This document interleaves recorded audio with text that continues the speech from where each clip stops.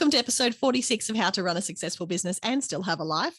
My name is Stacey Morgan, and today's episode is brought to you by my Big Mistakes webinar. Are you working your butt off in business and finding that you're not seeing the follow through and not seeing the payoff when it comes to your P&L? You're not seeing the bottom line, rise in the way that you would like it to. There's probably some mistakes that you're making in business that I've also made along my journey, and I'd love to talk you through those. We're doing that on March the 8th. I would love for you to join me, and for you to share it with any other business owners who you know are in the same boat, those business besties that you get together with and you can, commiserate on how hard this slog of business ownership is. But those people that you also share those big wins and those big moments in business, I'm sure they would love to join us as well. I would love to see you there. Today, we're talking about why you need a sales funnel and how to get one. And I know that we've talked about sales in the past and we've talked about the customer journey, but when some people hear the word sales funnel, they get really freaked out and they think, there's things that I'm not doing, and there's a whole list of things that I, have no idea about that Stacey wants me to do. When really a sales funnel shouldn't be something that's daunting. It shouldn't be something that, completely lets your brain run away with itself. It should be something that's quite manageable and that is a really integral part of your business. Because if you don't have a strong sales funnel, if people are kind of taking a scatterbrain approach to business, and sometimes they hear from you on social media, and sometimes you're in the paper, and sometimes you're knocking on their door to get some business, then they're not going to know, like, and trust you. And if they're not knowing and liking and trusting you, they're definitely not going to part with their hard-earned dollars. So it's really important to think about your sales funnel within your business, how each of your products and services kind of feed into that sales funnel, and then really to get clear on what the strategy is in terms of how the sales funnel works to make sure that you're actually getting the maximum that you can get out of this process. So when we talk about sales funnels, I always love to talk kind of at the top of the funnel where the most people are. And that's a really good place to start, because for so many people, it's really going to take, several touch points. And there's so much research around how many touch points. Is it 7? Is it 12? In terms of how many times people need to make contact with you before they're actually going to buy from you, or they're actually going to share their email address with you. And so either way, whether it's 7 or whether it's 12, it's really important that you know that it's going to be more than once. So you cannot put one Facebook ad out into the marketplace and then, hope that somebody's going to see it and that they're then going to hand over some money. That's not how it's going to work. So a sales funnel is really talking about ways in which you can create, a diverse range of touch points for your business, for people to hear about you, for people to understand what it is that you do, for people to know, like, and trust you before you kind of lead them along the journey of being a customer with you. And that sales funnel process, it's really important to think about the entire process before you even start selling anything in the marketplace. So many of us go, okay, I've got this product. Okay, let's go. Not thinking about what happens before the people come to you, to your brand, and what happens afterwards. And sometimes the afterwards is just as important as the beginning. And we'll talk about that a little bit later. So in terms of touch points and ways in which people can drip into your sales funnel, and if you think about a funnel being really wide at the top and really small down the bottom, I like to think of that, flipped on its lid. Susie Daphnis from her business, who is such an incredible inspiration for me, and I've followed her and her podcast Content Sells for so long now. She talks about the marketing mountain. And so she talks about the funnel being flipped over, in that it's hard work. People don't just kind of drop into your funnel and then immediately, start spending money with you. It's hard work, just like climbing a mountain is. And so either way, no matter which way it is, if it's upright or if it's the other way around, there's definitely that wider section where you're going after a wider range of people. So it could be that somebody sees your Facebook ad. It could be that somebody sees your ad in the paper. It could be that somebody walks past your storefront. It could be that they're at a barbecue and they hear, somebody talk about a great experience that they had with you or with your brand. There are so many different touch points that happen at that initial level, that bigger level, before we kind of get further down into the funnel. And so what you want to be doing is providing opportunities at that part of the funnel for customers to get to know, like, and trust you, for you to share your expertise, perhaps without asking for a sale or for asking for anything in return, to be able to share what you know and how you help your customers, and to really give people a clear understanding of who you are and what you do. And that all happens at this first stage. So for an online business, doing free handouts or checklists, a free video series, something that people don't necessarily have to hand over money for, but they do need to hand over their email address, which is, also very, very valuable and not to be discounted. That's a really good way to start, because that gives people an understanding, that there's more in depth than just a Facebook ad, or more in depth than just walking past your store, so that people know that, you have expertise and you have an understanding in your target area, and that they can, go to you, that you can be the go-to person when it comes to the expertise that you are trying to sell in your product or service. And then once you've got their email address, then you have the ability to be able to nurture them, right? So, first and foremost, people say that email marketing is dead. It absolutely isn't. Email is a great way, if you do it well and if you do it consistently, a great way to connect and nurture your customers. So once you have their email addresses, and I've seen this, so many times, people build their email list. They build their email list. They've got their free downloads. They're out there in the market. They're spending money on advertising. They get the email addresses and then nothing. They don't do anything with it. And that's really dangerous, because you're sitting, you're leaving money on the table, you're sitting on a gold mine and you're not utilizing it. So have a think. How are you going to nurture the customers that come in? Do you have a nurture sequence?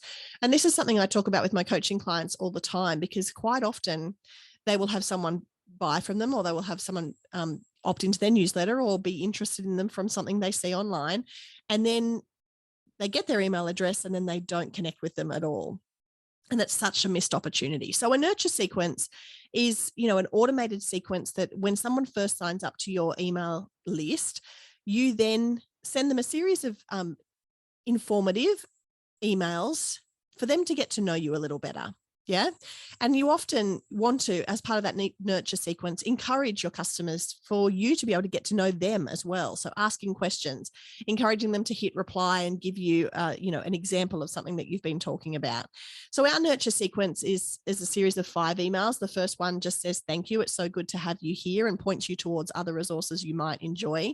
The second one is a kind of like an introduction to what we do. It has some beautiful photos that showcase all the wonderful things that we do. And then the third email is a case study. So it's this student started dancing with us when they were younger, and now, look at them as they're all grown up and they're an incredible dancer and they've gone on to this and that and they're famous now. And then the fourth email is just a touch base from me as the principal that says, it's only a couple of words. It's not a big, flowery, logo-y email that goes out. It's just like, hey, it's Miss Stacey here. I just wanted to welcome you. I'm so glad you're here. Do you have any questions? Just hit reply and let me know. And then the fifth email kind of points them in the direction of where they would like to go from this point. Now, by the time they get the fifth email, they've normally reached out to us. They've normally already booked a free trial class. They've normally come in and see the studios. They've met with one of us one-on-one. That process, that customer journey process, is already starting. But if they get to email number 5 and they still haven't done anything, then that email for number 5 is another chance for you to be able to showcase the great things that you do, in hope that you will turn them into a customer. And then, perhaps they do turn into a customer at that point, or perhaps they just stay on your email list. And that doesn't mean that they're not going to buy from you ever. It just means that they're not buying from you today. So you need to have a strategy in place for what happens after this. What happens 1 month, 2 months, 4 months, 6 months, 12 months down the track for that customer who's, shared their email address with you. And that's nothing to be sniffed at, because that's a win. But you want to make sure that when things come around that could be appropriate for them, then they're tagged appropriately within your spreadsheet or within your CRM, so that you know to be able to send things to them. For example, we often get people who are on our subscriber list because they come to one of our shows. And so they might not have a child that they're going to enroll in dance, but they could become somebody who is going to buy a ticket to one of our shows every single year. So I'm not going to bombard them after that initial nurture sequence. I'm not going to bombard them with, jazz classes, special 4, you pay for 4 and do 5 jazz classes. I'm not going to bombard them with those kind of emails. Instead, I'm going to tag them as somebody that came to one of our shows and somebody that is going to be a loyal subscriber. And then next year, when it's time for us to do our gala, they're going to get a special email with a special offer from us in order to bring them back into the show. It's really important to use, the CRMs have such incredible facility these days and such a wealth of opportunity when it comes to making sure that you are targeting your email list, that you aren't just blanket emailing everybody with every piece of information that you have. You can really target the people that come in and for the reasons that they come in, and you can target to get information out to them when it suits. So it's really important that you use that functionality. And even if you're not working with a big, kind of powerful CRM at this point, if you're just working on a spreadsheet with email addresses, it's really important to do your own tagging and have your own system and process around that, so that those people, the people that are going to come to my gala, this time next year, who bought a ticket to this year's show, if they get bombarded with me with 36 emails, a weekly newsletter, a come try Twinkle Toes email 36 times between now and next year's performance, they're not going to come to the show. They're going to be so sick of hearing from me that they're going to be absolutely not. If I go again, she'll contact me again, and I don't ever want to hear from this woman anymore. So it's really important to use those tags. And then we talked at the beginning about, it's not just important to nurture people along that sales funnel in the beginning, but once they have purchased from you, what happens then? So I'll use the example of my gorgeous client, Jade. Jade runs Little Glimpses. She's a photographer and does incredible work. Most of my house is scattered with Jade's photos of my beautiful family, and I'm very lucky and appreciative of that. If you don't follow her already on Instagram, please do, at Little Glimpses. Jade has wedding photography as one of her big package items. So a lot of people come to her first and foremost for their wedding photos. But as my client, Jade and I I've talked a lot with Jade about what happens next. So the people have, heard about her from her ads or from the marketplace or word of mouth. They've come into her funnel, they've purchased the wedding package, they've got the wedding photos. What happens next?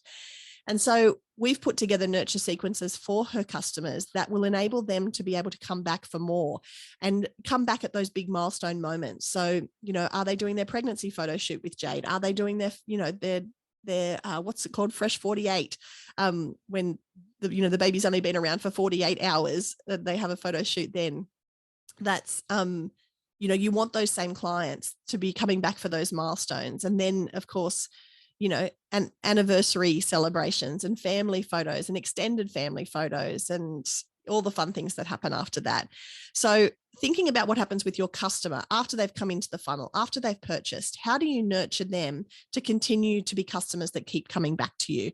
And what products and services do you have lined up in that customer journey to ensure that those customers that you've worked so hard to get continue to come back to you time after time?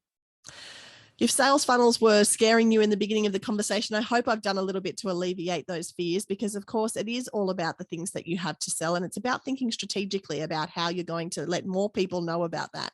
And once they are your customers, how you're going to keep them coming back for more.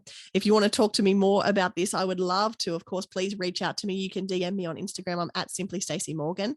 If you enjoyed this episode, or if you have a business bestie that you think also needs to get their sales funnel into action, then you can take a screenshot of this episode and stick it on your Insta story and tag me and tag them as well, so that they hopefully will also listen to the episode. Today's episode has been brought to you by my workshop that's coming up. It's all about making more money in your business. If you're a small business owner and you don't see all of the hard work and the hard yards and the sweat and the blood and the tears and all the things that you're doing and getting done from your business, if you don't see that paying off when it comes to your bottom line, then there's probably some big mistakes that you're making in business that I can help you with. So if you would like to join us for that workshop, I would love to have you along with us. It's happening on March 8th, and you can register now at simplystaceymorgan.com. Thank you so much for joining me for today's episode. Sales funnels, I could talk about them all day long, but I hope you've enjoyed it and I hope you've got something out of it. Please let me know your biggest takeaways, and I will talk to you next week.